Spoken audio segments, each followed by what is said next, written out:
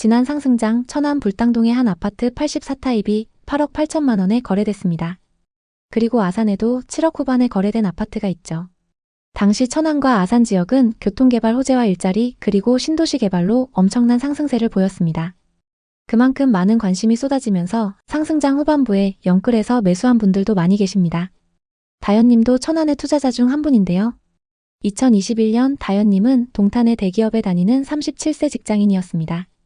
아침이면 가까운 거리로 출근하고 저녁이면 동탄의 카페와 음식점에서 보내는 시간은 다현님에게 소소한 행복이었습니다. 하지만 그녀의 마음 한구석에는 늘 불편함이 있었습니다. 대학 동기나 직장 동료들이 비싼 아파트를 소유하며 자산을 불려가는 모습을 볼 때마다 부러웠죠. 오피스텔에 혼자 사는 다현님은 생활은 편리했지만 집이 없다는 불안정함은 그녀를 늘 불편하게 했습니다. 나도 언젠가 내 집을 마련해야지.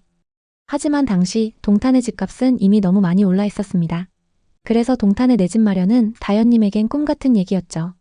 남들이 투자해서 돈 벌었다는 얘기만 듣고 있었습니다. 그러던 어느 날 유튜브 영상을 보게 됐죠. 영상 속 부동산 전문가는 천안의 아파트를 추천했습니다. 단돈 5천만 원으로 아파트를 살 수 있어요. 갭투자의 성지 천안으로 오세요. 부동산 투자 공부를 하며 분양권과 갭투자에 어느 정도 지식이 쌓였던 다현님은 당시 비교적 가격이 저렴했던 천안과 아산 지역에 관심이 갔습니다. 마침 친한 친구 승희님이 천안 분양권에 투자해서 1억 이상 수익을 내고 있다는 소식을 들었습니다. 그래서 승희님께 연락해 천안의 부동산을 소개받았습니다. 바로 천안 불당동에 있는 부동산에 방문했죠. 고객님, 이거 지금 놓치면 분명 후회합니다. 현금 얼마 안 들어요. 내년이면 투자 금액 이상으로 법니다. 부동산 실장의 말에 다현님은 솔깃했습니다. 맞아, 지금 아니면 영원히 못 살지도 몰라. 지금까지 모아놓은 돈이면 충분해. 그녀는 고민 끝에 결심했습니다. 당시 천안 불당동의 신축 아파트는 25평이 매매가 5억 5천만 원, 전세가 4억 5천만 원이었어요. 다현님은 본인 돈 7천만 원과 신용대출 3천만 원을 합쳐 갭투자로 아파트를 샀습니다. 중개사가 갭 한 채 돌리면 월급보다 빨리 부자 된다고 했고 부동산 카페에서도 천안은 전세가율이 높아 안전하다는 이야기가 돌았죠. 게다가 주변에서 집값은 절대 안 떨어진다는 분위기가 형성됐어요. 다현님의 첫 투자 불당동 아파트 매수는 순조로웠습니다. 전세 세입자를 바로 구했고 큰 돈을 들이지 않고 아파트를 소유했다는 뿌듯함이 있었죠. 당시 천안 아산 지역은 삼성전자 등 대기업의 영향으로 전세 수요가 높았고 부동산 시장은 뜨거웠어요. 계약하고 3개월이 지난 시점 다현님이 투자했던 아파트가 5억 8,500만 원에 거래됐어요. 3개월 만에 3,500만 원이 올라버렸죠. 기분이 너무 좋았던 다현님은 남동생에게도 이 방법을 알려줬습니다. 민규야, 지금 모아놓은 돈으로 저축하지 말고 누나처럼 갭 투자해. 그럼 금방 돈 벌 수 있어. 내가 알려줄게. 주말에 동생과 함께 다시 천안의 부동산을 방문했고 급매물이라고 추천받은 매물을 바로 계약했습니다. 이렇게 두 남매는 투자 고수가 된 것 같은 기분으로 하루하루 들떠 있었습니다. 매일 올라가는 시세를 보며 너무 행복했죠. 비싸게 팔면 다음 투자할 곳은 동탄이라며 미리 계획도 세웠습니다. 하지만 어느 순간 상황이 바뀌기 시작했어요. 금리가 올라가면서 부동산 시장이 급격히 안 좋아졌습니다. 금리가 오르면 대출 이자가 늘어나고 이는 전세와 매매 수요 모두를 위축시키죠. 다현님이 계약한 지 2년이 지난 2023년 초 불당동 아파트의 전세입자가 전세금을 1억 내려달라고 요구했습니다. 아니면 다른 집으로 이사를 가겠다고 했죠. 해당 아파트 단지의 전세 시세가 그만큼 하락했던 겁니다. 같은 단지의 매매가는 이미 4억 초반까지 떨어졌고 다현님의 매입가보다 훨씬 낮았습니다. 결국 다현님은 전세 반환 대출과 마이너스 통장으로 돈을 마련해 전세입자를 붙잡았지만 갭이 2배 이상 커졌습니다. 사실 전세를 끼고 매수할 때 투자금이 적다라는 건 일시적일 수 있어요. 전세 보증금은 전세입자가 언제든 반환을 요구할 수 있는 부채입니다. 하락장에서는 더 위험하죠. 다현님은 갭 투자가 안전하다고 생각했기 때문에 이 부채가 나중에 어떤 폭탄으로 돌아올지 몰랐습니다. 다현님의 동생도 비슷한 상황에 처했고 두 남매는 집을 산 게 아니라 부채를 산 기분이 들었다고 합니다. 무리한 갭 투자 그리고 충분한 정보 없이 남들을 따라 뛰어든 투자. 이 모든 것이 그들을 이 상황으로 이끌었죠. 갭 투자 다신 안 해. 이제는 더 이상 남들이 좋다고 하는 곳에 휩쓸리지 않을 거야. 우리가 감당할 수 있는 만큼만 투자해야 해. 현재 그들이 계약한 아파트는 처음 계약할 때보다 갭이 많이 벌어져 있습니다. 또 전세와 매매 시세도 같이 하락한 상황이죠. 이런 투자 실패 사례들은 이 두 사람만의 이야기가 아닌데요.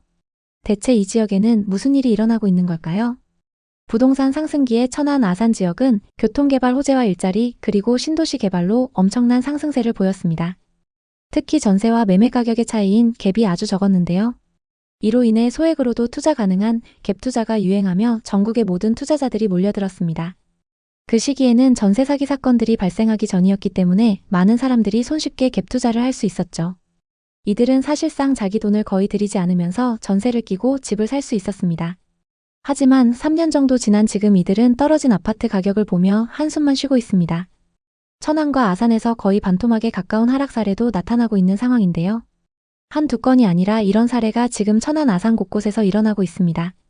천안 불당동의 한 아파트를 예로 들면 2021년 중반에는 시세가 평균 9억에서 9억 5천만 원 사이였으나 2023년 초 6억 중반까지 가격이 하락한 것으로 나타났습니다. 현재 거래되는 가격은 일부 회복하긴 했지만 최고가에 비해서 20% 이상 떨어진 상황입니다. 아산시는 북쪽으로 평택, 동쪽으로는 천안에 접해 있습니다. 삼성전자, 삼성디스플레이, 현대자동차 등이 들어서고 신도시가 건설되면서 인구가 꾸준히 늘어나던 곳이라 한동안 상승세를 탄 적이 있었습니다. 천안과 아산은 지리적으로 맞닿아 있어 하나의 생활권이라고 볼 수 있습니다. 이 말은 천안과 아산의 아파트 시세가 같이 움직인다는 뜻이기도 합니다. 실제로 2020년, 2021년 부동산 상승기에 두 지역 모두 가격이 올랐고 하락기에도 비슷한 수준으로 하락했습니다. 탕정에 있는 탕정 삼성 트라펠리스를 예로 들면 21년 10월 최고가 5억 6천만 원에 거래됐지만 25년 3월 3억 6천만 원까지 하락했습니다. 최고가에 비해서 2억이나 하락한 상황인데요. 이러한 변화는 금리 인상, 경제적 불확실성, 그리고 공급 과잉 등이 복합적으로 영향을 미친 결과로 분석됩니다.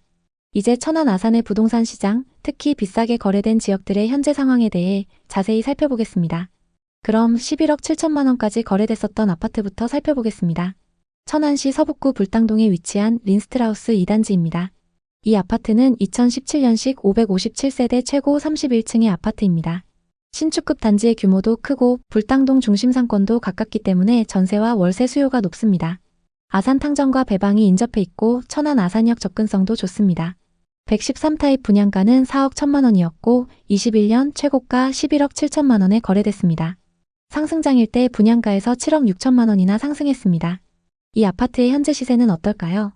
최근 6층 매물이 9억 4천만 원에 거래되면서 고점 대비 2억 3천만 원이나 하락했는데요. 정말 이 정도로 많이 하락했을까요? 거래 내역을 살펴보면 2021년 205동 1001호 매물이 11억 7천만 원에 거래됐는데요. 이 아파트에 전세로 거주하던 40대 부부가 상승장 끝물에 매수했습니다. 최고가에 거래됐던 매물하고 최근 9억 4천만 원에 거래된 매물은 각각 6층과 10층으로 층수가 조금 차이 납니다. 층수별 시세를 비교해 보겠습니다. 최고가에 거래됐던 매물은 10층 매물이고 최근 하락 거래된 매물은 6층 매물입니다. 중층 이상 매물로 얼마나 빠졌는지 확인해 보겠습니다. 최고가에 거래된 매물과 같은 동인 205동의 매물이 나와 있는데요. 26층 매물이 9억 5천만 원에 나와 있습니다. 최고가 대비 2억 2천만 원가량 저렴하게 나와 있습니다. 현재 전세 5억의 임차인이 거주 중이기 때문에 현금 4억 5천만 원으로 매수가 가능합니다. 다음은 천안 성성동에 위치한 아파트인 천안 레이크타운 3차 푸르지오입니다. 신축 대단지인 만큼 전세와 월세 수요가 높은데요. 2020년식 1067세대의 신축 대단지입니다. 입주 시기가 상승장과 맞물리면서 엄청난 상승을 기록했습니다. 성성 호수공원과 삼성사업장이 가깝고 이마트를 포함해서 중심 상권 이용도 편리합니다. 84타입 분양가는 3억 3천만 원이었고 22년 최고가 7억 6천8백만 원에 거래됐습니다. 상승장일 때 분양가에서 4억 4천만 원이나 상승했습니다. 이 아파트의 현재 시세는 어떨까요? 최근 9층 매물이 5억 6천6백만 원에 거래되면서 고점 대비 26%나 하락했는데요. 거래 내역을 살펴보면 2022년 305동 2201호 매물이 7억 6천8백만 원에 거래됐습니다. 60대 투자자가 실거주 목적으로 상승장에 매수했습니다. 상승기 때 22층 매물이 7억 6천8백만 원에 거래됐고 최근 9층 매물이 5억 6천6백만 원에 거래되면서 2억 하락했습니다. 현재 84타입 301동 26층 매물이 5억 7천만 원에 나와 있습니다. 10개 부동산에 내놨는데요. 고층 매물 기준 고점 대비 아직 2억 정도 하락해 있는 상황입니다. 다음은 천안과 아산의 분양 아파트 분위기를 살펴보겠습니다. 현재 천안과 아산에는 거래 가능한 분양권 매물들이 많이 쌓여 있는데요. 현재 분양권 시세는 어떤지 살펴보겠습니다. 먼저 천안의 분양 아파트부터 보겠습니다. 청약 당시 고분양가 논란으로 미달을 기록했던 힐스테이트 두정역입니다. 84타입 평균 분양가 5억 4,800만 원대로 분양을 했는데요. 현재 분양권 시세는 어떨까요? 1호선 두정역 인근에 위치한 단지로 997세대이고 곧 입주를 앞두고 있습니다. 인근에 25년 입주하는 단지들이 있어서일까요? 대부분 매물에 마이너스 프리미엄이 붙어 있습니다. 현재 84타입 매물 중에는 분양가에서 3,500만 원까지 하락한 마피 매물이 있습니다. 105동 16층 매물이 분양가 5억 4,300만 원에서 3,500만 원 떨어져서 나와 있습니다. 다음은 아산입니다. 청약 당시 99타입을 제외하고 미달을 기록하면서 흥행에 실패했던 한신 더유입니다. 이 단지는 아산 중심부에서 벗어난 입지에 들어설 예정입니다. 그래서인지 현재 대부분 매물에 마이너스 프리미엄이 붙어서 나오고 있습니다. 25년 하반기 입주 예정인데요. 현재 104동 7층 84타입 매물은 분양가 4억 600만 원에서 마피 2,500만 원이 붙어서 분양가보다 싸게 나와 있습니다. 이어서 미분양 현황입니다. 천안에는 24년 하반기에 미분양 매물이 쌓였다가 점차 소진됐는데요. 현재 적정 수준 이하의 매물이 누적되어 있습니다. 아산에는 23년 이후 미분양 매물이 쌓이기 시작했습니다. 최근 조금 감소하긴 했지만 아직 1,600세대 이상의 매물이 쌓여 있습니다. 앞서 살펴본 분양권에 마이너스 프리미엄이 붙어있는 이유를 알 수 있을 것 같습니다. 그럼 공급은 어떨까요? 천안에는 2023년과 2024년 수요보다 많은 신축 아파트가 공급됐습니다. 다만 26년과 27년에는 적정 수준으로 공급될 예정인데요. 현재 누적되어 있는 미분양 매물도 거의 없기 때문에 입지가 좋은 곳부터 상승할 가능성이 있습니다. 아산에는 27년까지 수요보다 많은 아파트가 공급될 예정입니다. 현재 누적되어 있는 미분양 매물이 소진되려면 시간이 꽤 걸릴 것 같습니다. 전세와 매매 가격 지수는 천안 서북구와 아산의 전세 지수가 눈에 띄는데요. 매매 지수는 좀처럼 반등의 기미가 안 보이지만 전세 지수 상승폭이 커지고 있습니다. 전세 가격 상승폭이 커지면서 매매 가격과 격차가 좁아지고 있는 상황입니다. 다만 천안 동남구의 경우 전세 가격이 상승하다가 하락세로 접어들었는데요. 이 지역은 전세 가격 흐름을 조금 더 지켜보시는 게 좋습니다. 천안과 아산은 인프라가 좋아질 가능성이 높아서 더 하락하기보다는 일정 시점에 반등할 거라는 전망도 있습니다. 반대로 아직 하락장이 끝나지 않았고 2026년쯤 돼야 금리나 경기 흐름이 안정되지 않겠냐는 의견도 많습니다. 매수 우위 지수도 매우 낮은 수준이라는 평가가 있는데 쉽게 말해 현재는 집을 살 사람보다 파는 사람이 훨씬 많은 상황이라는 뜻입니다. 당분간 이러한 기조가 바뀌지 않는다면 집값이 빠르게 오르기는 어렵다고 봐야겠습니다. 그렇다고 해서 이 하락이 영원히 지속되지 않을 가능성도 있습니다. 지금도 누군가는 이 가격이면 싸다고 판단해 매수에 나설 수 있기 때문인데요. 하락 속에서 하나둘씩 거래가 살아나고 매수자가 늘어나면서 거래량이 반등하면 그때가 하나의 바닥 신호가 될 수 있습니다. 과거 하락장이었던 시기를 보면 거래량이 늘어난 뒤에야 가격이 오르는 걸 볼 수 있습니다. 결국 지금 중요한 것은 충분한 여유자금과 장기적 시야를 갖고 접근하는 것입니다. 지금 당장 매수에 단기 차익을 기대하기는 어려울 수 있지만 어쩌면 2, 3년 후 반등을 고려하고 준비한다면 남들보다 싼 가격에 내 집을 마련할 수도 있습니다. 천안 아산에 관심 있는 분들에게 도움이 됐으면 좋겠네요. 오늘도 영상 봐주셔서 감사합니다. 항상 여러분의 성공적인 투자를 응원하겠습니다. 오늘 영상이 도움되셨다면 구독, 좋아요 부탁드립니다. 감사합니다. 평택은 전국에서 거래량이 가장 높았던 곳입니다. 3억대에 분양했던 아파트가 3배 넘게 올라 9억을 넘겼던 경우도 있습니다. 평택과 인접해 있는 오산의 상황도 비슷한데요. 상승장에서의 상승폭이 컸던 만큼 고점에 물린 사람들도 너무 많습니다. 그들의 공통점은 남들이 돈 벌었다는 얘기만 듣고 무작정 매수했다는 점입니다. 그 중에는 수억 이상씩 손해를 보고 있는 분들도 계신데요. 지난 상승장 결혼 5년 차인 승호 씨네 부부는 부동산 공부의 한창이었습니다. 사실 그 전까지 부동산의 부자도 모르던 두 사람은 당시 부동산이 급격히 오르는 걸 보고 뒤처지지 않기 위해 공부를 시작했습니다. 그렇게 시간 날 때마다 유튜브와 블로그 각종 서적을 뒤지며 부동산 투자 공부를 하고 있었습니다. 그러던 어느 날 한 영상을 보게 됐는데요. 이 지역에 투자하면 무조건 돈 벌 수 있습니다. 각종 호재가 눈에 들어왔고 부동산 전문가는 말했습니다. 지금이 부동산 투자의 마지막 기회. 고덕 신도시와 지제역 그리고 브레인시티. 평택에서 기회를 노려보세요. 하나같이 부동산 투자 심리를 자극하는 문장들이었습니다. 그 당시 대학 동기와 회사 동료들도 다들 부동산 이야기를 하며 자랑하기 바빴습니다. 아내 유연님과 대학 친구인 미니님은 신혼 때 무리해서 샀던 서울 아파트가 벌써 2억이나 올랐다며 부동산 시세 그래프를 보여줬습니다. 앞으로 서울 집값은 계속 오를 것 같다라는 미니님의 말에 유연님은 마음속에 불안감이 커졌습니다. 우리는 지금 전세 살고 있는데 계속 이렇게 살아도 되는 건가? 당시 부부는 저렴한 구축 아파트의 전셋집에서 월급을 저축하며 투자 기회를 노리고 있었습니다. 매번 떨어지는 신혼부부 전용 청약에 지쳐 있었죠. 하지만 서울 수도권의 아파트 가격은 이미 그들이 모아놓은 돈으로는 꿈도 꾸기 어려운 수준이었죠.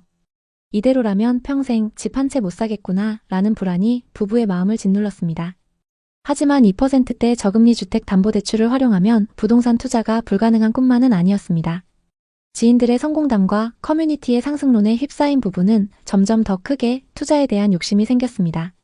밤낮을 가리지 않고 부동산 관련 자료를 검색했죠.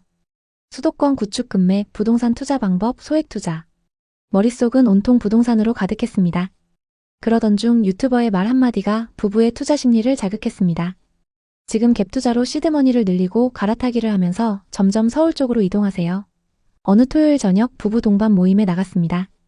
오랜만에 만난 지인들과 술잔을 기울이며 이런저런 이야기를 나누던 중 한 부부가 자신만만하게 말을 꺼냈죠. 요즘 오산이랑 평택 쪽 부동산이 핫해요. 서울에서까지 와서 사더라고요. 저희도 그쪽에 투자해서 2년 만에 3억 정도 번 것 같네요. 그 말은 이들의 귀에 쏙 박혔습니다. 갭 투자하면 투자 금액도 별로 안 들어가요. 어차피 전세 가격도 계속 올라서 걱정할 것도 없어요. 전세 끼고 사뒀다가 집값이 오르면 팔고 더 좋은 집을 살 수 있다니. 이건 기회 같았죠. 그들은 결심했습니다. 그래, 갭 투자라면 우리도 할 수 있어. 부부는 수도권 근교, 특히 경기 남부, 동탄이나 평택, 오산 위주로 매물을 살펴봤습니다. 서울에서 그렇게 멀지 않고 잘 아는 지역들이었죠. 그들은 주말마다 부동산 중개업소와 분양 홍보관을 돌며 정보를 모았습니다. 그러던 중 한 부동산 사장이 자신감 넘치는 목소리로 말했습니다. 평택은 앞으로 경기도를 대표하는 도시가 됩니다. 지금 전세 끼고 사면 소액으로도 아파트 한 채 살 수 있어요. 2년 뒤엔 최소 2억은 오릅니다. 평택은 앞으로 동탄처럼 오릅니다. 곧 신도시가 완성되고 삼성이 확장하면 더 뜰 거예요. 다른 직원도 자신감 넘치는 목소리로 말했죠. 사장님, 이 매물은 진짜 마지막이에요. 아직도 저렴한 거예요. 절대 후회 안 하십니다. 부부는 마지막이라는 말에 마음이 급해졌습니다. 소액으로 살 수 있고 앞으로 2년 안에 크게 오른다는 말. 그들은 머릿속으로 고민에 빠졌습니다. 혹시라도 문제될 게 있나? 부동산에서는 계속 그들을 설득했어요. 두 분에게 딱 어울리는 매물이에요. 이 금액으론 이제 못 사요. 집으로 돌아와 해당 아파트를 검색해봤죠. 각종 블로그나 기사에서도 오른다는 얘기가 한창이었습니다. 결국 부부는 확신을 갖게 됐습니다. 평택의 신축 아파트는 매매가가 4억 3천만 원, 전세는 2억 9천만 원이었습니다. 갭은 1억 4천만 원이었죠. 부부는 저축 6천만 원, 신용대출 3천만 원, 청약 통장에 들어있던 돈, 그리고 부모님께 빌린 돈까지 합쳐 총 1억 4천만 원의 자금을 마련했습니다. 이를 기반으로 평택의 아파트를 갭투자로 계약했습니다. 1억 4천만 원으로 4억이 넘는 집을 샀다는 게 뿌듯했습니다. 계약서를 쓰는 순간 부부는 우리도 드디어 부동산 투자자가 됐다는 생각에 가슴이 벅찼습니다. 2022년은 부부에게 뭐든 되는 해였습니다. 그 시기 평택 부동산 시장은 가장 핫했고 그들이 투자한 아파트는 가격이 치솟았습니다. 계약한 지 2달 만에 4억 5천만 원의 매매 거래가 진행됐죠. 한 달에 1,000만 원씩 번 기분이 들어서 너무 행복했습니다. 이 소식을 들은 부모님들도 기뻐하셨죠. 부부는 매일 부동산 앱에서 시세를 캡처하며 행복했습니다. 호가는 어느새 5억을 넘었고 탑층 매물은 7억까지도 올라왔습니다. 그들은 부부 동반 모임에서 이렇게 자랑하곤 했습니다. 이제 앞으로 평택 아파트는 계속 오를 거야. 너희들도 얼른 투자해. 친구들은 부러워했고 부부는 확신에 차 있었습니다. 다음 계획을 세우며 행복했습니다. 우리 이 아파트를 비싸게 팔아서 시세 차익을 만들고 동탄의 20평대 아파트로 갈아타자. 마치 부동산 고수가 된 것 같은 느낌이었고 블로그도 개설해 부동산 투자 스토리를 작성하기도 했습니다. 그뿐만 아니라 상승장은 부부의 소비 패턴도 완전히 바꿨습니다. 집값이 오르면서 마치 부자가 된 듯한 착각에 빠졌죠. 집으로 매달 1,000만 원씩 버는데 이 정도쯤이야 라는 생각으로 쇼핑도 자주 하고 거의 매일 외식을 했죠. 아직 시세 차익을 본 것도 아니었는데 올라가는 숫자만 보고 부부는 이미 돈을 번 것처럼 행동했던 거죠. 매달 늘어가는 카드값을 볼 때마다 조금씩 불안했지만 어차피 집값이 오르면 다 해결될 거기 때문에 큰 문제 없을 거라 생각했습니다. 주말마다 스크린 골프와 명품 쇼핑을 즐기며 성공한 투자자라고 느꼈습니다. 하지만 이 모든 소비는 그들의 재정 상황을 점점 더 악화시키고 있었습니다. 불과 몇 달 만에 금리 인상으로 전세와 매매 금액이 동반 하락하기 시작했습니다. 전세 대신 월세가 늘어났고 그에 따라 부부가 계약한 아파트의 전세 시세도 급락했습니다. 전세입자가 전세금 5천만 원을 낮춰달라고 요구했죠. 마이너스 통장 대출에 고금리 대출로 5천만 원을 겨우 구해 전세 재계약을 진행했습니다. 더 나쁜 소식은 4억 3천만 원에 계약했던 아파트의 시세가 2억 9천만 원까지 하락했다는 겁니다. 이자 폭탄을 맞으면서 순식간에 1억 5천만 원을 날려버린 셈이었죠. 2025년 5월 동일 타입의 거래 금액은 2억 8천만 원이었습니다. 부부는 아직도 1억 5천만 원 손해 중입니다. 결국 갭투자로 시세 차익을 보려던 계획은 완전히 틀어졌고 언제 본전까지 회복할지도 알 수 없는 상황입니다. 평택과 인접해 있는 오산의 상황도 비슷합니다. 역 주변 단지들도 하락세를 면치 못하고 있는데요. 먼저 평택과 오산에서 상승률이 가장 높았던 아파트들의 시세 변화를 구체적으로 살펴보겠습니다. 오산대역 인근의 대표 단지인 오산대역 세교자이 84타입은 2021년 최고가 7억 3,500만 원에 거래되었지만 2025년 4월 기준 약 5억 5,700만 원으로 떨어졌습니다. 무려 2억 원 가까이 하락한 셈입니다. 이 단지는 2018년에 준공된 역세권 신축 아파트임에도 불구하고 고점 대비 큰 조정이 이루어졌습니다. 이는 세교 신도시 내 공급 과잉과 인프라 부족이 주요 원인으로 분석됩니다. 평택 고덕 신도시의 사례도 살펴보겠습니다. 평택 고덕 신도시의 자연엔 자이 84타입 역시 2021년 9억까지 거래되었으나 2025년 4월 기준 5억 수준으로 정확히 4억 하락했습니다. 고덕국제 신도시는 삼성전자 반도체 공장과 협력사들의 입주로 초기 관심을 끌었지만 엄청난 수의 신축 아파트 공급이 이루어지며 매물이 계속적으로 쌓이고 있습니다. 이로 인해 추가 하락 가능성이 제기되고 있는 상황입니다. 그렇다면 오산과 평택의 부동산 시장이 왜 이렇게 하락했을까요? 오산 세교지구와 평택 고덕 신도시는 최근 대규모 아파트 단지가 연이어 입주하며 공급이 수요를 초과했습니다. 특히 평택 고덕 신도시는 단기간 내 2만 세대 이상의 아파트가 공급되며 시장에 부담을 주었습니다. 오산 세교 역시 신축 아파트 단지가 계속 들어서며 매물 증가로 가격 조정이 이루어지고 있습니다. 이러한 공급 과잉은 단기적으로 가격 하락을 부추겼습니다. 오산 세교는 상업시설과 생활 인프라가 부족한 점도 큰 단점으로 꼽힙니다. 대형 병원, 대형 마트, 문화시설 등이 부족해 주민들이 오산 원도심이나 인근의 수원, 용인, 화성으로 이동해야 하는 불편함이 있습니다. 예를 들어 세교지구 주민들은 대형 병원을 가기 위해 차로 3-40분 거리를 이동해야 합니다. 평택 고덕 신도시도 비슷한 문제를 안고 있습니다. 고덕 중심부는 상업시설과 병원이 점차 확충되고 있지만 외곽 지역은 여전히 인프라가 미비합니다. 이는 주거 편의성을 떨어뜨리고 수요가 고덕 중심지로만 몰리는 양극화 현상을 낳고 있습니다. 또 오산과 평택은 수원, 광교, 용인, 화성, 동탄 등 인근 도시들과 치열한 경쟁을 벌이고 있습니다. 특히 광교와 동탄은 교통, 교육, 상업, 의료 등 인프라가 잘 구축되어 있어 젊은 층과 신혼부부들에게 인기가 많습니다. 반면 오산과 평택은 상대적으로 인프라가 덜 발달해 경쟁력이 떨어지고 이로 인해 부동산 시장 회복이 더딘 상황입니다. 물론 좋은 점도 있습니다.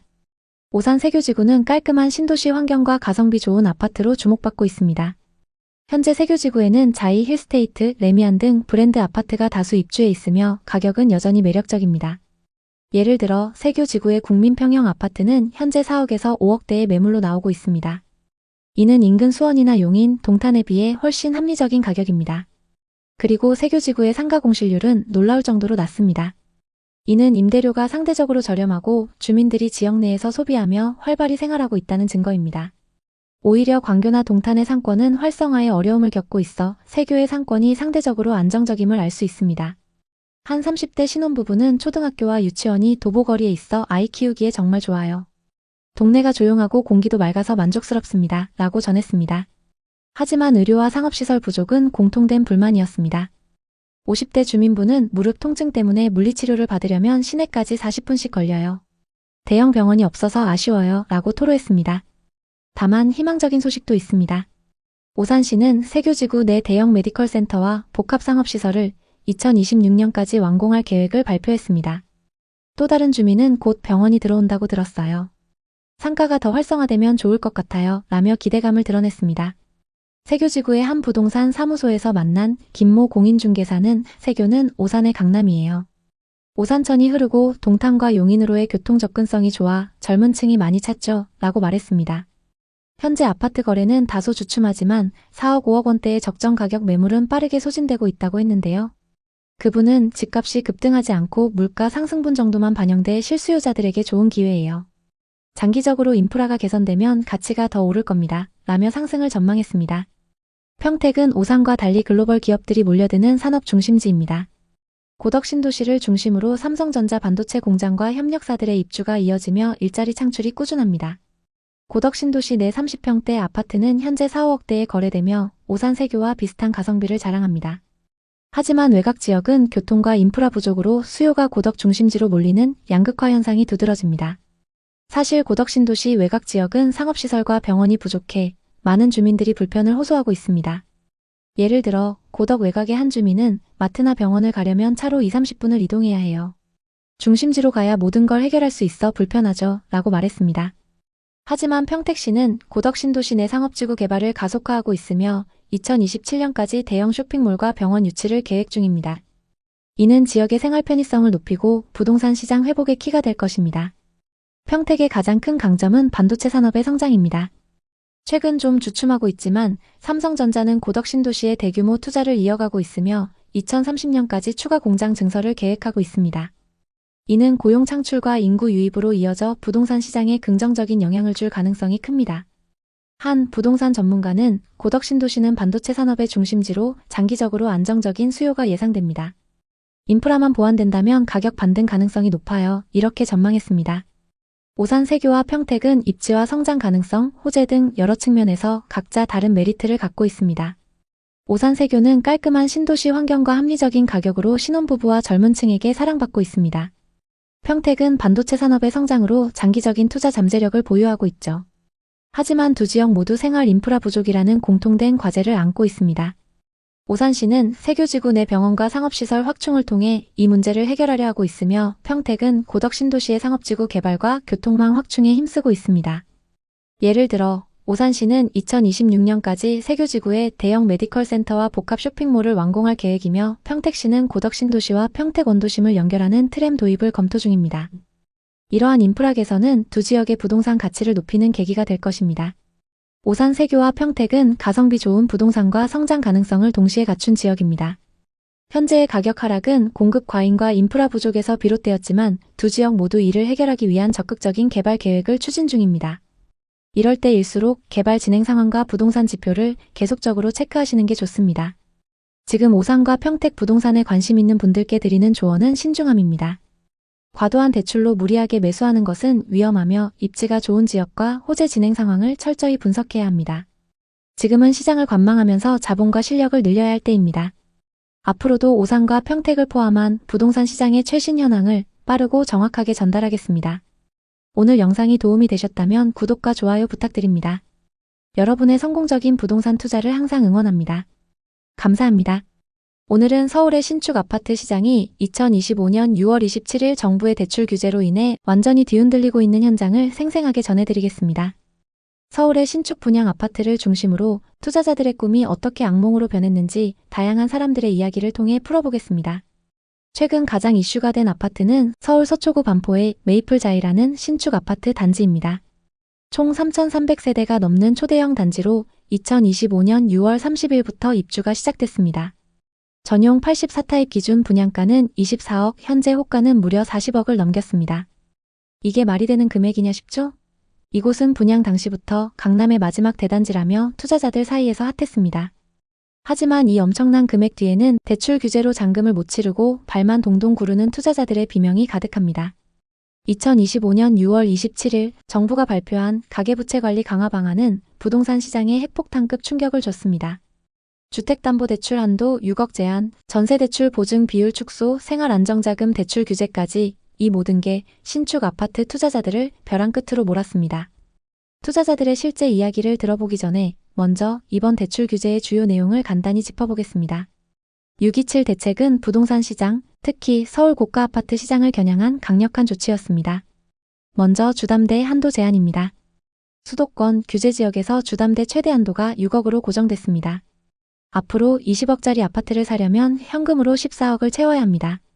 또 생애 최초 주택 구입 시 LTV가 80%에서 70%로 줄어들었습니다. 대출액이 줄어드니 현금 부담이 커졌죠. 전입 의무 강화도 있습니다. 주담대를 받은 경우 6개월 이내 전입을 의무화해서 갭투자를 사실상 차단했습니다. KB부동산 기준 2025년 상반기 서울 아파트 중위 매매 가격은 10억 8천만 원, 강남 3구는 20억을 훌쩍 넘습니다. 근데 주담대 한도가 6억이라니 고가 아파트 투자자들은 사실상 현금 부자 아니면 접근이 불가능한 상황이 됐습니다. 특히 금액이 높은 강남, 서초, 송파, 용산, 그리고 마포, 성동, 광진 같은 한강벨트 신축 아파트들이 직격탄을 맞았습니다. 자, 다시 반포 메이플자이의 상황을 살펴보겠습니다. 메이플자이는 입주 시작한 지 한 달도 안 됐는데 벌써 잔금 마련을 못해서 울상인 투자자들이 많습니다. 여기저기서 전세도 안 나가고 월세도 안 나가고 큰일 났다 이런 한탄이 들립니다. 이 단지는 3,300세대 대단지라 둘러보는 데만 하루 종일 걸릴 정도인데요. 강남에 이렇게 큰 대단지라니 정말 대단합니다. 하지만 이 화려한 외관 뒤에는 투자자들의 절규가 숨겨져 있습니다. 첫 번째 투자자 이야기를 들어보겠습니다. 40대 중반의 김미영 씨입니다. 김미영 씨는 분양 당시 이곳 전용 84타입을 계약했습니다. 분양가 24억, 계약금 2억 4천만 원, 중도금 14억 4천만 원은 대출을 받아 계약했죠. 미영 씨의 계획은 이랬습니다.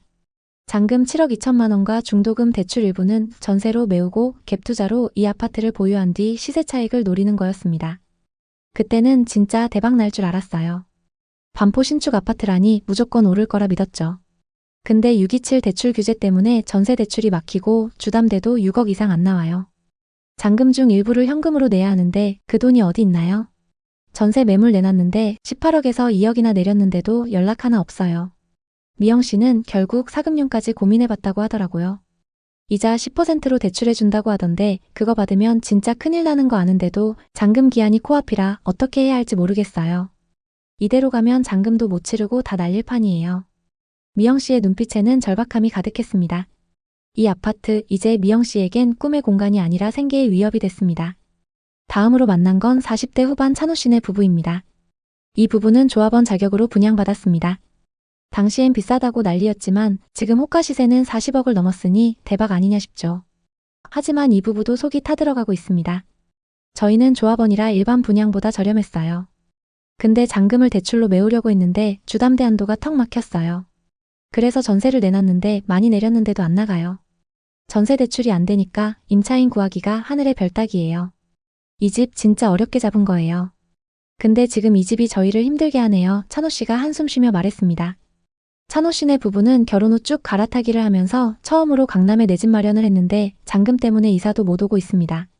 10년 넘게 발품 팔아서 겨우 조합원 자격 얻었는데 대출 규제 때문에 큰일이에요.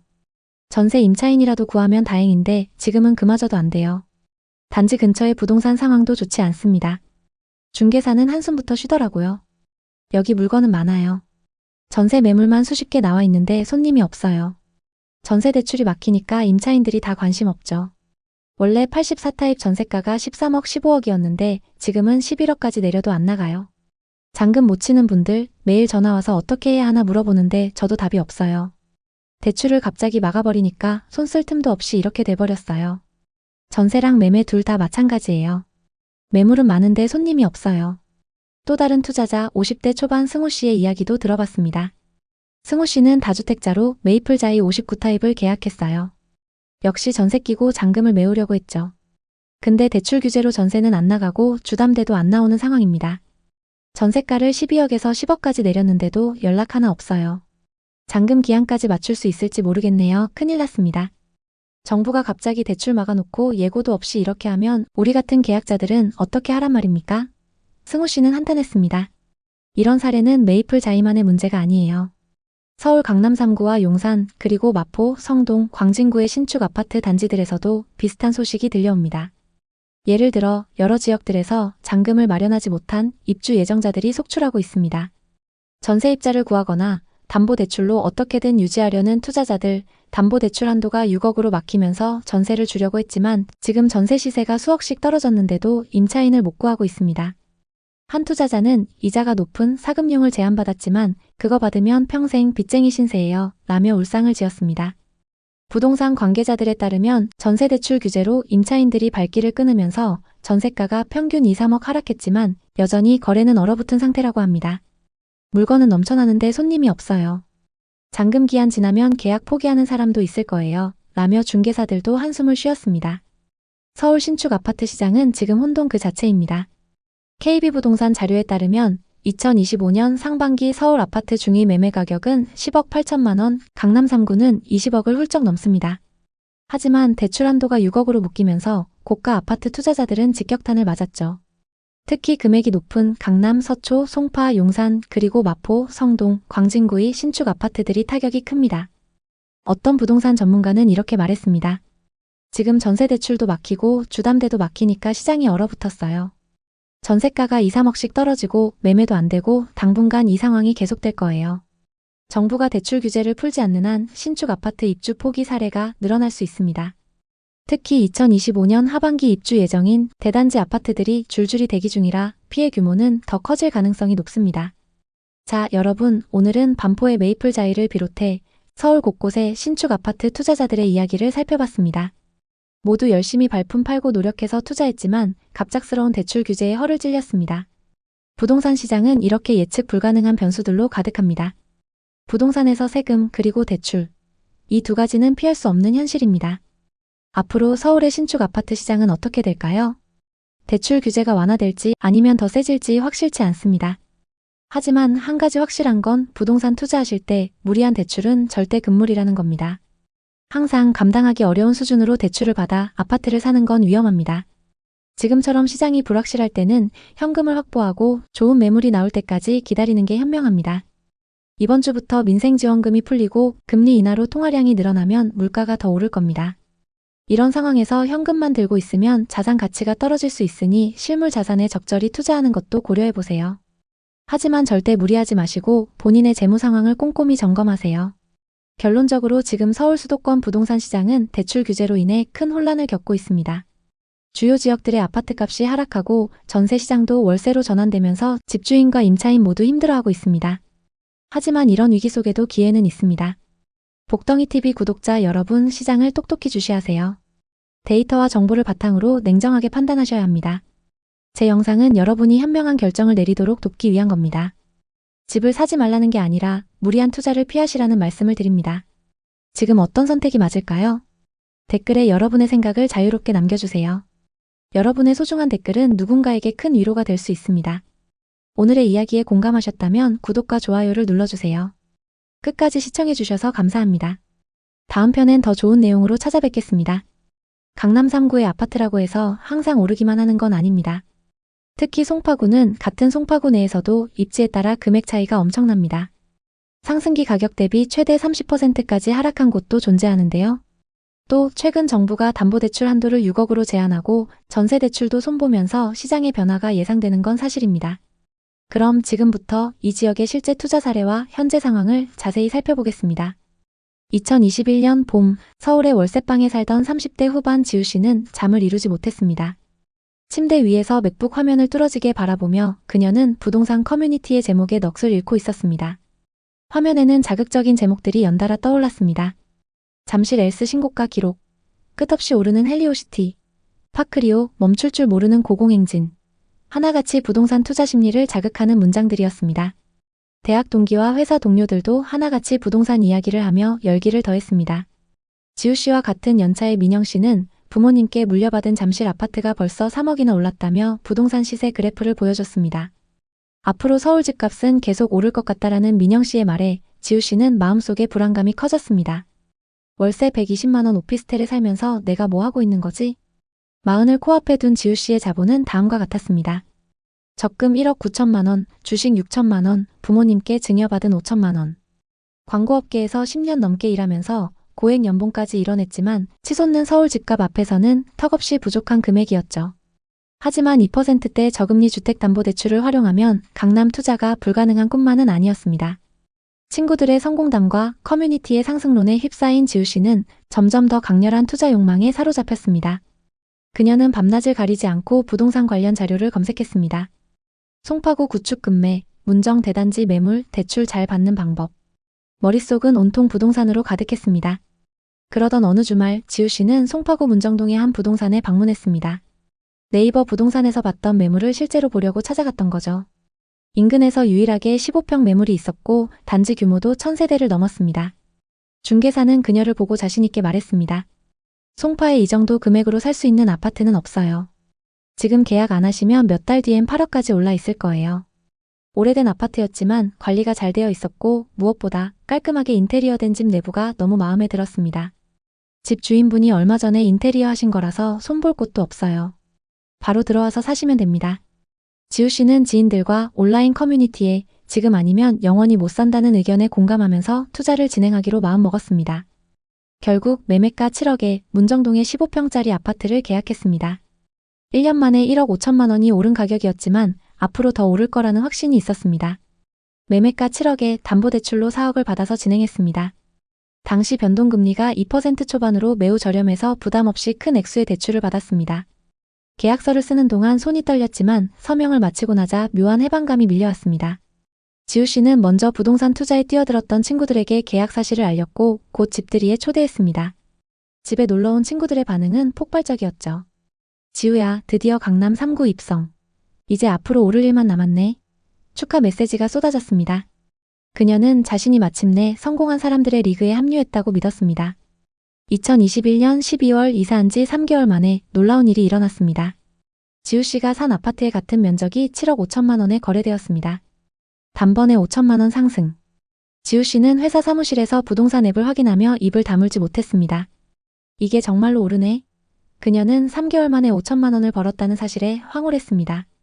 월급 외에 자산이 이렇게 빨리 불어날 수 있다니 그전에는 상상하지 못했던 일이었습니다. 그 무렵 유튜브 알고리즘은 지우 씨를 부동산 콘텐츠의 세계로 끌어당겼습니다. 서울 송파 대출 당겨서라도 사라. 지금 안 사면 벼락거지 된다. 이런 제목의 영상이 끝없이 추천되었습니다. 전문가들은 하나같이 상승론을 이야기했습니다. 강남은 절대 안 떨어진다. 지우 씨는 그런 영상을 보며 만족감을 느꼈습니다. 그녀는 주택 청약 통장을 해지하고 그 돈으로 경매 강의를 신청했습니다. 청약? 이제 나한테 필요 없어. 난 이미 서울 아파트가 있으니까. 그녀는 이제 집을 단순한 주거지가 아닌 인생 성공의 상징으로 여겼습니다. 크리스마스 시즌 그녀는 지인들과의 모임에서 자신의 투자 성공담을 자랑스럽게 늘어놓았습니다. 레버리지 투자가 최고야. 대출을 이용해서 돈을 버는 거지. 그녀의 말에 사람들은 감탄했고 지우 씨는 자신이 세상을 다 가진 듯한 기분이었습니다. 그러나 2023년 상황이 바뀌기 시작했습니다. 한국은행이 기준금리를 계속 올렸습니다. 지우 씨의 변동금리는 4.6%로 치솟았고 월 이자는 150만 원을 넘었습니다. 월급으로 감당이 가능했지만 생활비를 아껴가며 버텨야 했습니다.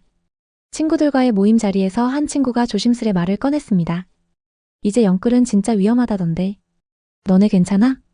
지우 씨는 그 말을 듣고 싶지 않았습니다. 금리는 곧 내리겠지. 강남은 안 떨어져.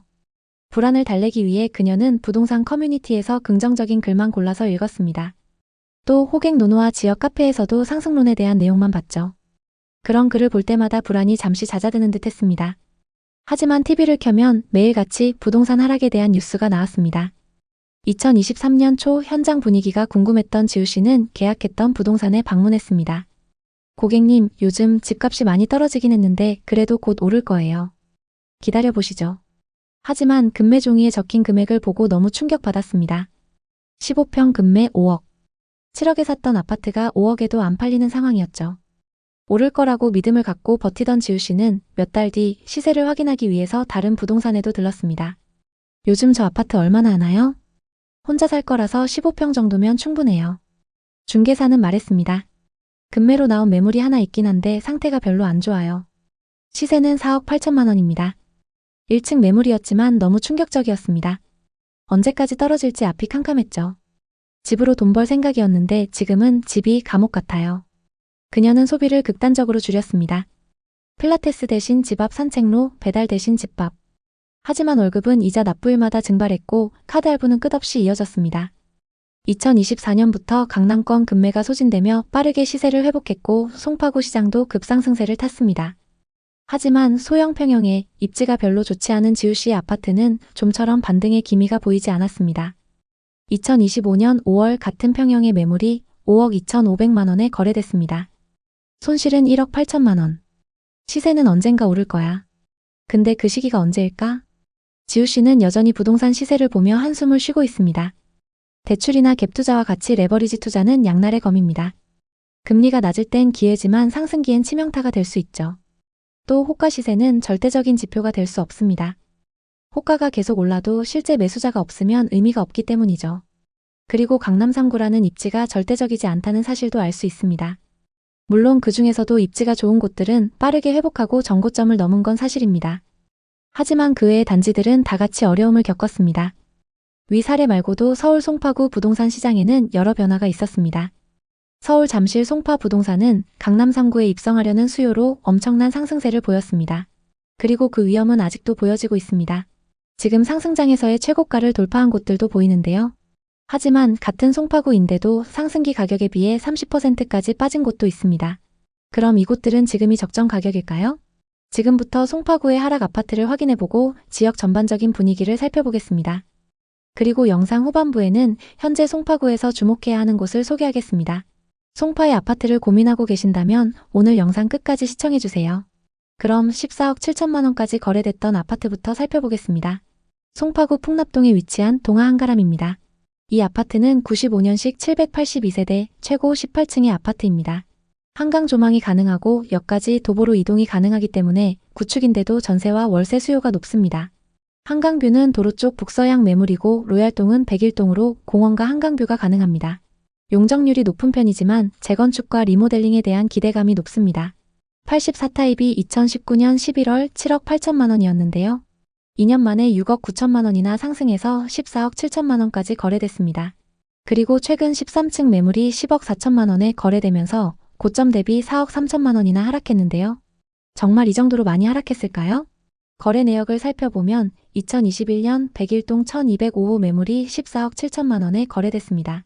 14억 7천만 원에 거래됐던 매물하고 최근 10억 4천만 원에 거래된 매물은 같은 타입 매물입니다. 다만 조망과 층수가 좀 차이 나는데요. 최고가에 거래됐던 매물은 101동 12층 매물이고 최근 하락 거래된 매물은 13층 매물입니다. 101동 고층 매물이 시세가 조금 더 높기 때문에 동일 조건으로 얼마나 빠졌는지 확인해 보겠습니다.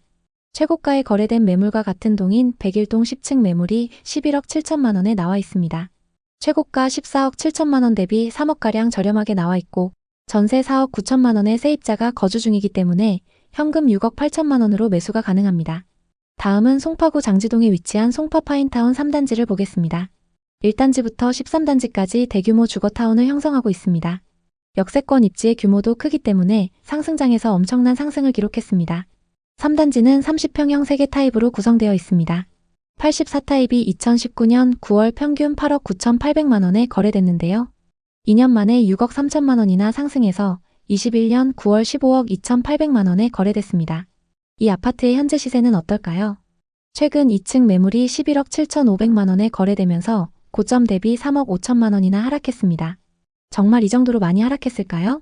거래 내역을 살펴보면 2021년 305동 803호 매물이 계약됐습니다. 매매가 15억 2,800만 원에 거래됐는데요. 30대 투자자가 상승장 끝물에 매수했습니다. 상승기 때 8층 매물이 15억 2,800만 원에 거래됐고 최근 2층 매물이 11억 7,500만 원에 거래되면서 3억 5천만 원 하락했습니다. 현재 307동 중층 매물이 12억 5천만 원에 나와 있는데요. 총 9개 부동산에 내놨는데 거래가 잘 안 되고 있습니다. 고층 매물 기준 고점 대비 2억 7천만 원 하락해 있는 상황입니다. 송파구에는 하락 이후 반등을 못하고 있는 단지들이 있지만 전고점을 이미 돌파한 곳들도 있습니다. 지역 내에서도 양극화가 심한 상황인데요. 그렇기 때문에 오히려 투자 전략을 세우기도 좋습니다. 먼저 송파구 시세를 이끌고 있는 단지들을 보겠습니다. 잠실 3대장과 잠실 주공 5단지, 장미아파트, 또 신천동의 파크리오, 미성크로바, 잠실 진주, 방이동의 올림픽 선수 기자촌, 가락동 헬리오시티 같은 곳들이 있습니다. 현재 시세가 그 입지를 말해주고 있는데요. 급매물은 나오자마자 소진되고 거래 금액도 이미 신고가를 기록하고 있습니다. 거래가 활발한 파크리오와 헬리오시티의 시세를 살펴보겠습니다. 84타입 기준 낮은 가격순으로 나열해보면 21억 5천만 원부터 나와 있습니다. 대부분 저층 매물들인데 20억을 넘고 중층 이상 매물은 평균 23억 정도로 형성되어 있습니다. 또 송파에는 재건축 단지들도 많은데요. 잠실 주공 5단지부터 아시아 선수촌, 올림픽 선수 기자촌, 그리고 올림픽타운까지 규모가 큰 단지들이 많이 있습니다. 이 중에서는 올림픽타운이 시세가 가장 저렴한데요. 여기도 가장 저렴한 매물이 18억 중반을 넘습니다. 거래 현황을 쭉 살펴보면 하락장 이후에 계속적으로 상승해서 전고점까지 회복한 모습입니다. 송파에는 이렇게 시세가 높은 곳들이 있는 반면 빌라나 다가구 주택이 밀집되어 있는 지역도 있습니다. 문정역부터 장지역까지 이어지는 라인과 가락시장역부터 오금역까지 이어지는 라인입니다. 가까운 곳에 상권도 잘 형성되어 있고 교통이 편리하기 때문에 많은 분들이 선호하는 곳입니다. 이 지역은 청약을 노리거나 갭 투자를 준비하고 있는 분들이 많이 거주하는 곳입니다. 송파에는 앞서 살펴본 최상급지 아파트 단지들과 빌라 다가구 밀집 지역 외에 많은 분들이 관심 갖고 계신 곳들도 있습니다. 거여마천과 위례신도시, 또 장지동과 문정동 그리고 가락동의 구축, 마지막으로 방이역 주변 재건축입니다. 먼저 거여마천입니다. 송파 중심 생활권에서는 벗어나 있지만 괜찮은 가격대의 신축 단지가 들어서 있습니다. 이 편한 세상 송파 파크센트럴과 송파 시그니처 롯데캐슬입니다. 다만 아직까진 인프라가 좀 부족한데요. 앞으로가 더 기대되는 곳입니다. 다음은 위례신도시로 자차로 서울 출퇴근하기 좋은 곳입니다. 물론 거주하시는 분들은 교통체증을 많이 얘기하시지만 이 정도 입지면 충분히 좋습니다.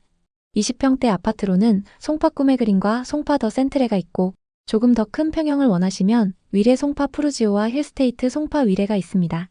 좀 더 송파 중심지랑 가까운 게 좋은 분들은 8호선 장지역 인근을 보시면 좋은데요. 송파 파인타운과 파크 하비오 푸르지오가 있습니다. 지하철역이 가깝다는 장점이 있고 가든파이브를 포함해서 주변 상업시설이 잘 형성되어 있습니다. 그 다음으로 많은 분들이 보시는 곳들이 가락동에 있는 가락 금호와 가락 쌍용입니다. 가격이 저렴한 건 아니지만 상대적으로 접근하기 좀 더 가볍기 때문에 많은 분들이 관심 갖고 계신 곳들인데요. 보통 파크리오와 헬리오시티로 갈아타기를 준비하시는 분들이 많이 선택하시는 곳입니다. 물론 실거주하기에도 괜찮은 입지입니다. 잠실 주공이나 장미 아파트는 어렵지만 재건축에 투자하고 싶다 하시는 분들은 방이역 인근을 보시는데요. 대표적으로 방이동 대림과 현대 아파트입니다. 물론 이 지역도 최저가가 17억 중반부터 시작해서 가격대가 높긴 합니다. 많은 분들이 송파에서 갈아타기로 생각하시는 곳은 헬리오시티와 파크리오, 좀 더 나가면 잠실 엘리트인데요. 요즘은 현금이 부족하더라도 대출 7억, 8억에서 10억은 기본이 돼버린 상황입니다. 많은 분들이 자산을 늘리기 위해서 계속 갈아타기 전략을 쓰고 계신데요. 하지만 최근 대출 한도를 6억까지 제한하면서 이마저도 쉽지 않은 상황입니다. 그럼 지금 송파에서 주목해야 하는 곳은 어디일까요? 앞으로 오를 지역을 선점하고 싶다면 거여마천 재정비 촉진지구에 주목하시는 게 좋습니다. 지금은 노후 주거지역이지만 개발이 완료되는 시점에는 기존의 거여마천 이미지가 완전히 바뀌면서 새로운 시세를 형성할 걸로 보입니다. 거여마천 다음으로 주목하셔야 하는 곳은 장지동인데요. 장지동 중에서도 장지역 인근 송파 파인타운 단지들과 위례 신도시 단지들입니다. 지금 이 인근에 누적된 매물이 급격히 늘어났습니다. 매물이 많이 늘어나면서 시세 조정이 가능하다는 건 급매물을 잡기 쉽다는 뜻입니다. 거여마천 지역의 재개발 매물과 송파 장지동의 파인타운 그리고 위례 단지들의 시세를 잘 살펴보시는 게 좋습니다. 송파구에 관심 있는 분들에게 도움이 됐으면 좋겠네요. 오늘도 영상 봐주셔서 감사합니다. 항상 여러분의 성공적인 투자를 응원하겠습니다. 오늘 영상이 도움되셨다면 구독, 좋아요 부탁드립니다. 감사합니다. 2021년 위례 신도시의 중심에 자리 잡은 아파트 단지. 그곳에서 전세로 거주하던 40대 중반의 부부 영훈 씨와 수진 씨는 새로운 미래를 꿈꾸고 있었습니다. 영훈 씨는 판교의 개발자로 수진 씨는 위례 신도시의 중학교에서 사회선생님으로 일하며 안정적인 수입을 얻고 있었습니다. 하지만 2년마다 반복되는 전세 계약 갱신과 점점 치솟는 전세 보증금은 그들의 삶에 작은 불안을 들이웠습니다. 우리도 이제 전세살이 그만하고 우리 집을 마련해야 하지 않을까? 어느 날 저녁 영훈 씨가 조심스럽게 말을 꺼냈습니다. 수진 씨는 잠시 생각에 잠겼다가 고개를 끄덕였습니다. 맞아, 우리도 언제까지 전세로 살 순 없어.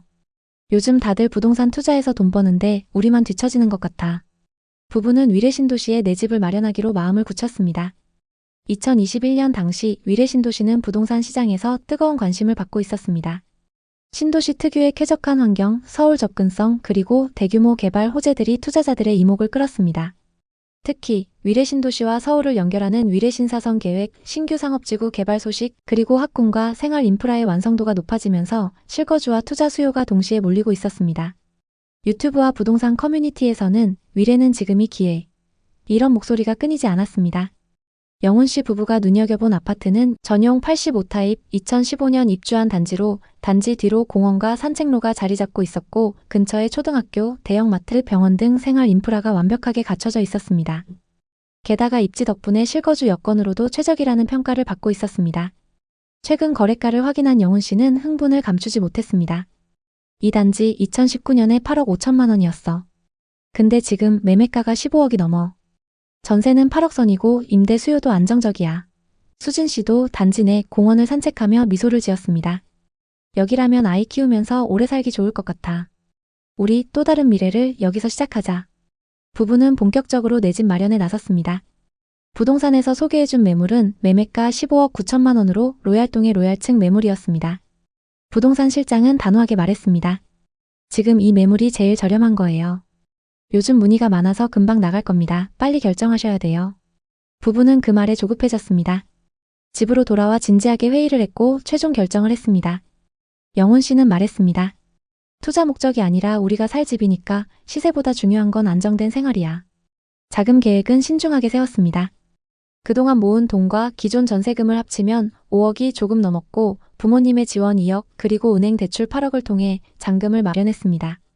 대출 이자는 월 153만 원 수준으로 당시 금리가 2% 초반이었기 때문에 부담이 없었습니다. 이 정도면 부부의 안정적인 수입을 고려했을 때 충분히 감당 가능하다고 판단했습니다.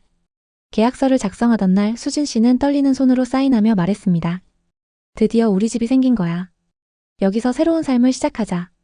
영훈 씨도 미소를 지으며 손을 꼭 잡았습니다. 그래, 이제 이사 걱정 없이 아이도 키우고 우리만의 추억을 쌓아가자. 계약 후 2달 동안 부부는 매주 주말마다 단지를 방문했습니다. 단지 내 커뮤니티 센터에서 커피를 마시고 공원을 산책하며 이웃들과 인사하는 상상을 했습니다. 입주를 앞두고 가정과 가구 리스트를 작성하며 하루하루가 설렘으로 가득했습니다. 게다가 계약 직후 위례 부동산 시장은 급격히 상승했습니다. 부부가 계약한 아파트의 시세는 16억 4천만 원까지 치솟았고 일부 호가 시세는 무려 18억까지 올라갔습니다. 영훈 씨는 웃으며 말했습니다. 우리 타이밍 좋았네. 이렇게 빨리 오를 줄 누가 알았어? 영훈 씨는 친구들과 술자리에서 자랑스럽게 말했습니다. 우리 타이밍 진짜 좋았어. 벌써 5천만 원 올랐다고. 수진 씨도 동료들에게 집 이야기를 하며 미소를 감추지 못했습니다. 호가가 18억까지 갔대. 위례집 진짜 잘 산 거지? 시세 상승은 부부의 자신감을 키웠지만 동시에 자만심을 불러일으켰습니다. 집값이 이렇게 오르는데 우리도 좀 더 여유롭게 살아도 되지 않을까? 영훈 씨의 말에 수진 씨도 동의했습니다.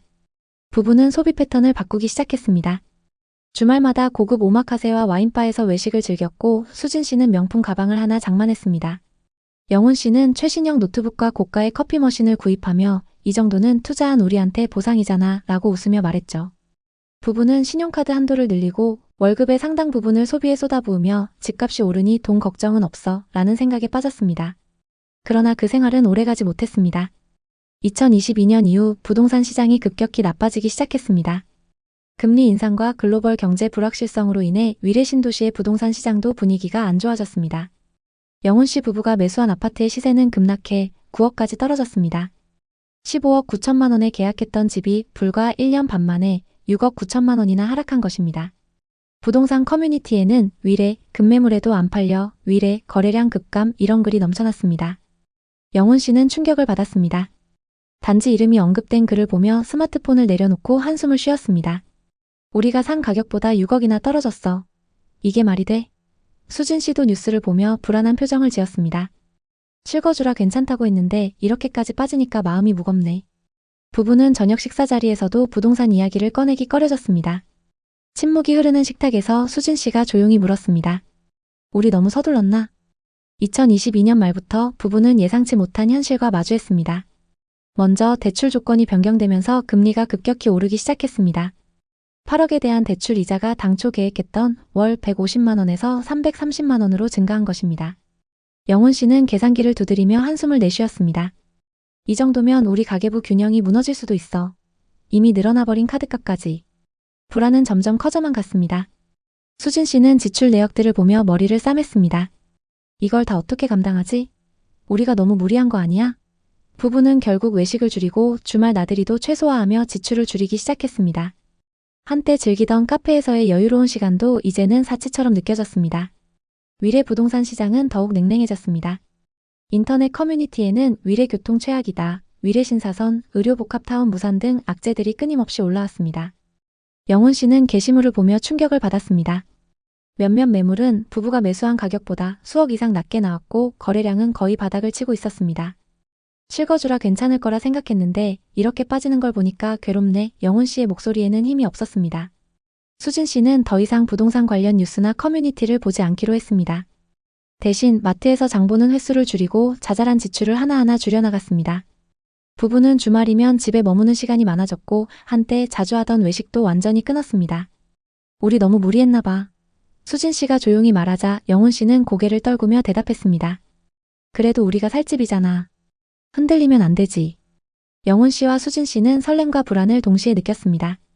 처음으로 소유한 집 몇 달 전까지만 해도 꿈꿨던 공간이 이제 암울한 현실이 되었습니다. 영훈 씨는 단지 내 벤치에 앉아 하늘을 보며 생각에 잠겼습니다. 이게 우리가 꿈꾸던 그 집이었나? 매일 저녁 부부는 담담한 분위기 속에서 서로를 바라보며 대화를 이어갔습니다. 우리 집 괜찮겠지? 언제 다시 오를까? 수진 씨의 말에 영훈 씨는 대답했습니다. 지금 걱정해도 끝이 없어. 전세 걱정, 이사 걱정 안 하는 것만으로도 충분해.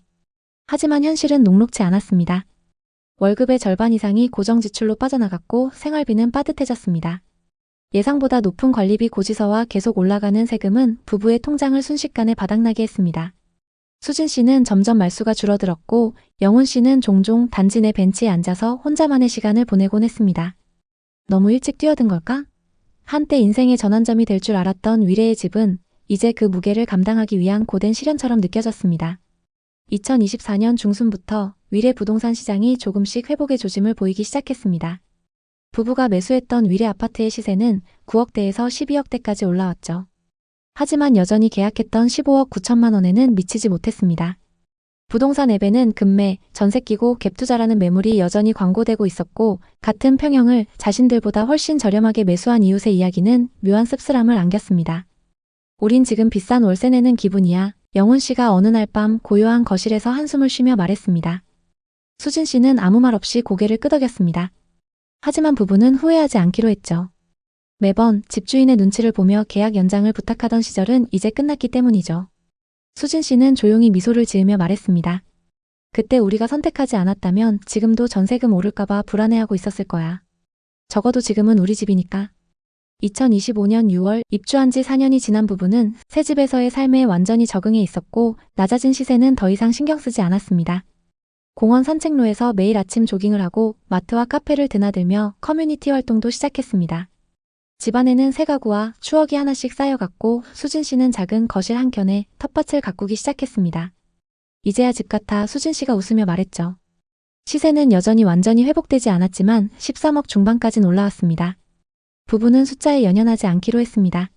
우린 투자하려고 산 게 아니잖아. 여기서 살기 위해 산 거야. 위례 신도시의 집은 영훈 씨와 수진 씨 부부에게 단순한 자산 이상의 의미를 가졌습니다. 더 이상 이사 걱정 없이 안정감을 느낄 수 있는 공간, 아이와의 미래를 준비할 수 있는 터전, 그리고 둘만의 추억을 쌓아가는 생활의 기반. 부동산은 단순히 시세 차익을 위한 수단이 아니라 삶을 지탱하는 중요한 요소였습니다. 지금 아니면 못 산다. 이 말은 부부에게 강렬한 동기였지만 동시에 큰 부담이기도 했습니다. 많은 사람들이 내 집 마련을 인생의 최대 목표로 삼고 집값이 떨어지거나 금리가 오르면 조급함과 불안을 느낍니다. 영훈 씨와 수진 씨도 그랬습니다. 주변에서 하나둘 집을 사기 시작하자 우리도 늦기 전에 라는 생각에 결단을 내렸습니다. 그 선택은 쉽지 않았습니다. 대출 이자, 입주 비용, 시세 하락 모든 현실이 그들을 시험했습니다. 입주 후에도 불안은 사라지지 않았고 여전히 마이너스 자산인 집 안에서 스스로를 다독여야 했습니다. 하지만 한 가지는 분명했습니다. 그 집은 투자처가 아니라 삶의 터전이라는 점이었습니다. 여러분에게 집은 무엇인가요? 내 집 마련의 꿈을 꾸고 있다면 어떤 가치를 가장 중요하게 생각하시나요? 위례 신도시와 같은 지역에 투자하거나 실거주를 고민하고 계신가요? 댓글에 여러분의 생각을 자유롭게 남겨주세요. 여러분의 이야기가 누군가에게 큰 힘이 될 수 있습니다. 구독과 좋아요도 잊지 말아주시고 오늘도 시청해주셔서 감사합니다. 다음 편엔 더 좋은 내용으로 찾아뵙겠습니다. 안녕하세요 여러분. 최근 부동산 시장이 뜨겁게 달아오르고 있습니다. 특히 하반기를 앞두고 정부가 역대급, 정말 핵폭탄급 부동산 대책을 준비하고 있다는 소식이 들려오고 있습니다. 과연 이 대책이 집값을 잡을 수 있을지 아니면 또 다른 혼란을 불러올지 오늘 함께 깊이 파헤쳐 보겠습니다. 정부가 하반기 부동산 시장 안정화를 위해 강력한 대책을 검토하고 있다고 합니다. 이 대책의 핵심은 전세 대출 규제 강화와 주택 공급 확대, 그리고 고가 부동산 보유세 강화입니다. 이 세 가지가 시장에 어떤 파장을 일으킬지 하나씩 뜯어볼게요.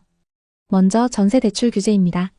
정부가 수도권 전세 대출 한도를 기존 5억에서 3억으로 대폭 낮추겠다고 하는데요. 게다가 DSR을 40%로 제한하고 전세 대출에도 가상금리를 적용한다고 합니다. 이게 무슨 말이냐면 이제 전세 대출을 받으려면 소득과 상환 능력을 더 엄격히 심사받아야 한다는 겁니다. 사실 전세 제도는 우리나라에만 있는 특별한 제도입니다. 전 세계 어디에서도 찾아볼 수 없는 이 제도는 서민들에게 집값의 60-70%를 대출로 제공하며 주거 안정성을 확보해줬습니다. 하지만 앞으로 이 대책이 시행되면 전세 대출도 한도가 줄어들면서 갭 투자를 하거나 전세로 거주하려는 분들이 큰 타격을 받을 가능성이 높습니다. 특히 수도권에서 5, 6억대 전세에 거주하던 분들은 직격탄을 맞을 거예요. 예를 들어 5억의 전세를 살던 임차인이 이제 3억만 대출받을 수 있다면 나머지 2억은 현금으로 충당해야 하는 상황이 됩니다. 이게 현실적으로 가능할까요? 최근까진 수도권의 4억대 아파트 전세를 얻으려고 하면 전세 대출이 꽤 많이 나오니 3억대까지 대출받고 나머지만 현금으로 준비하면 됐죠. 근데 대출 심사가 까다로워지면 DSR 계산에 걸려 대출이 2억 정도밖에 안 나오는 경우가 발생합니다. 결국 부족한 돈을 메우느라 부모님께 손을 벌리거나 사금융에서 대출을 받아야 합니다.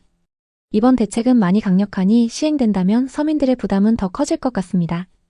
두 번째로 정부가 주택 공급을 대폭 늘리겠다는 정책이 대기 중입니다.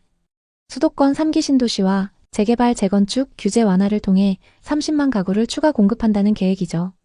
하지만 이게 정말 시장에 즉각적인 영향을 줄까요?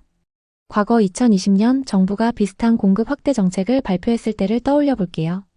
그때도 3기 신도시와 GTX 호재로 시장이 들썩였지만 실제 착공과 입주까지는 시간이 턱없이 부족했습니다. 그 사이 집값은 오히려 폭등했죠. 그때 많은 분들이 경기도의 신도시 근처 아파트를 분양받으려 했는데 청약 경쟁률이 너무 높아서 결국 실패했죠. 당시에는 송도 같은 곳도 분양가가 높아도 집값이 계속 오르니까 사람들이 많이 몰렸습니다. 이번에도 공급이 실제로 시장에 반영되려면 시간이 걸릴 가능성이 높습니다. 게다가 건설사들의 PF 부실 문제 때문에 착공이 지연될 가능성도 배제할 수 없습니다. 마지막으로 고가 부동산 보유세를 강화한다는 계획입니다. 정부는 20억 이상 고가주택에 대해 보유세 상한선을 신설하고 세율을 최대한 올리겠다고 합니다. 이건 강남, 서초 같은 고가 아파트 밀집 지역을 겨냥한 조치로 보입니다. 하지만 이 정책이 시장 전체에 미치는 영향은 제한적일 겁니다. 왜냐하면 고가 아파트는 전체 시장의 5%도 안 되는 소수에 불과하기 때문입니다. 이제 본론으로 들어가서 이 대책들이 하반기 집값에 어떤 영향을 줄지 분석해 보겠습니다. 결론부터 말하자면 집값이 단기적으로 하락할 가능성은 있지만 폭락까지는 가지 않을 것 같습니다. 그 이유를 세 가지로 정리해 보겠습니다. 전세 대출 규제가 강화되면 전세 시장은 대혼란에 빠질 가능성이 높습니다. KB부동산 데이터에 따르면 서울 아파트의 평균 전세가율은 60% 수준인데 전세 대출 한도가 3억으로 줄어들면 5, 6억대 전세를 얻기 어려워집니다. 이 경우 임차인들은 월세나 반전세로 전환해야 할 텐데 문제는 월세 물량이 충분하지 않다는 점입니다. 결국 전세 수요가 줄어들면서 전세가가 하락하고 이는 매매가에도 하방 압력을 줄 가능성이 큽니다. 하지만 여기서 주의할 점은 전세가가 하락한다고 해서 집값이 바로 폭락하지는 않는다는 거예요. 왜냐하면 서울은 여전히 공급 부족이 심각하기 때문입니다. 2025년 이후 서울 아파트 입주 물량은 수요를 감당하기 어렵습니다. 그러니 단기적으로는 하락 압력이 있겠지만 장기적으로는 공급 부족이 집값을 지탱할 가능성이 높습니다. 두 번째로 지역별 양극화가 더 심해질 겁니다. 전문가 90%가 서울 아파트 값은 상승하거나 강보합을 유지할 거라고 전망했지만 지방은 보합 또는 하락세를 보일 거라고 하죠. 특히 지방광역시 중에서도 대구, 대전 같은 지역은 미분양 물량 때문에 약세가 지속될 가능성이 높습니다. 반면 서울 강남이나 용산 같은 선호 지역은 여전히 수요가 강해서 가격이 쉽게 떨어지지 않을 겁니다. 예를 들면 2021년, 2022년 당시 세종은 행정수도 호재로 들썩였지만 시간이 흐른 지금은 가격이 20% 이상 하락했죠. 반면 같은 시기 서울 송파구의 아파트는 정고점을 돌파했습니다. 이번 대책도 서울과 지방의 양극화를 더 부추길 가능성이 큽니다. 마지막으로 금리와 부동산 규제입니다. 한국은행은 2025년 하반기 기준금리를 인하할 가능성이 높다고 했지만 미국의 트럼프 정책으로 인해 글로벌 금리가 다시 오를 수도 있습니다. 만약 금리가 예상보다 높게 유지되면 대출 부담이 커지면서 매수 심리가 위축될 겁니다. 게다가 국내 부동산 규제가 더 심각해진다면 시장은 더 관망세로 돌아설 가능성이 높습니다. 여기서 투자 실패담을 하나 공유하겠습니다.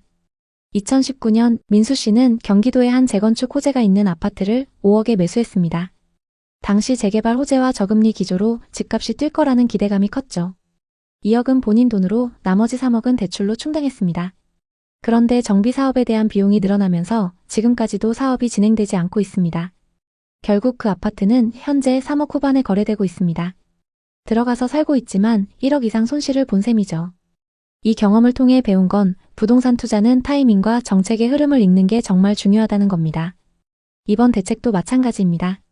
정책이 시장에 미치는 영향을 미리 읽지 않으면 큰 손실을 볼 수 있습니다. 그럼 이 대책 속에서 우리는 어떻게 해야 할까요? 전문가들은 2026년 상반기가 내 집 마련에 좋은 타이밍이 될 수 있다고 합니다. 대출 규제를 받지 않는 금액대의 아파트들은 금리가 인하되면 집값이 다시 뛸 가능성이 높습니다. 지금 관망세가 강할 때 괜찮은 매물을 미리 찾아보세요. 지방은 미분양과 경기 침체로 약세가 예상됩니다. 특히 빌라나 오피스텔은 전세 사기 여파로 회복이 어려울 수 있습니다. 만약 지방에 투자한다면 일자리가 많은 지방광역시의 신축 아파트에 집중하세요. 전세를 계획 중이라면 대출 한도가 줄어들기 전에 미리 계약을 갱신하거나 반전세로 전환하는 것도 고려하세요. 월세 세액 공제 혜택이 강화될 가능성이 있으니 이 부분도 체크해보세요. 이번 부동산 대책은 확실히 강력합니다. 전세 대출 규제와 보유세 강화는 단기적으로 시장을 흔들 가능성이 크죠. 하지만 모든 정책에는 부작용이 따릅니다. 월세 수요가 급증하거나 고가 아파트 매물이 줄어들면서 오히려 가격이 뛸 수도 있어요. 중요한 건 우리가 이 부작용을 빠르게 읽고 대응하는 겁니다. 앞으로 우리나라의 부동산 시장은 어떻게 될까요? 부동산 규제는 점점 심해질 거라는 전망이 나오고 있습니다. 이럴 때 더욱 철저히 대응해야 합니다. 부동산에서 가장 중요한 건 각자 상황에 맞는 전략을 세우는 거죠. 또 항상 감당하기 어려운 수준으로 대출을 받아 아파트를 덥석 사는 건 위험합니다. 지금처럼 시장이 불확실할 때는 현금을 확보하고 좋은 매물이 나올 때까지 기다리는 게 좋은 방법입니다. 앞으로 정부의 여러 정책들로 시장에 돈이 풀릴 예정입니다. 과거에도 그랬듯이 시장의 유동성이 커지면 돈의 가치가 떨어질 수 있습니다. 특히 이런 상황에서 현금만 들고 있으면 자산 가치가 떨어질 수 있으니 실물 자산에 적절히 투자하는 것도 고려해보세요. 하지만 절대 무리하지 마시고 본인의 재무 상황을 꼼꼼히 점검하세요. 결론적으로 지금 서울 수도권 부동산 시장은 대출 규제로 인해 큰 혼란을 겪고 있습니다. 주요 지역들의 아파트값이 하락하고 전세 시장도 월세로 전환되면서 집주인과 임차인 모두 힘들어하고 있습니다. 하지만 이런 위기 속에도 기회는 있습니다. 복덩이TV 구독자 여러분, 데이터와 정보를 바탕으로 냉정하게 판단하셔야 합니다. 제 영상은 여러분이 현명한 결정을 내리도록 돕기 위한 겁니다. 집을 사지 말라는 게 아니라 무리한 투자를 피하시라는 말씀을 드립니다. 지금 어떤 선택이 맞을까요? 부동산 시장을 쫓아가는 게 아니라 시장의 흐름을 읽고 준비하는 게 중요하다고 믿습니다. 여러분도 이번을 계기로 자신의 투자 전략을 점검해보세요. 그리고 제 영상을 계속 시청해주시고 좋은 의견 많이 남겨주시면 감사하겠습니다. 오늘의 이야기에 공감하셨다면 구독과 좋아요를 눌러주세요. 끝까지 시청해주셔서 감사합니다. 다음 편엔 더 좋은 내용으로 찾아뵙겠습니다.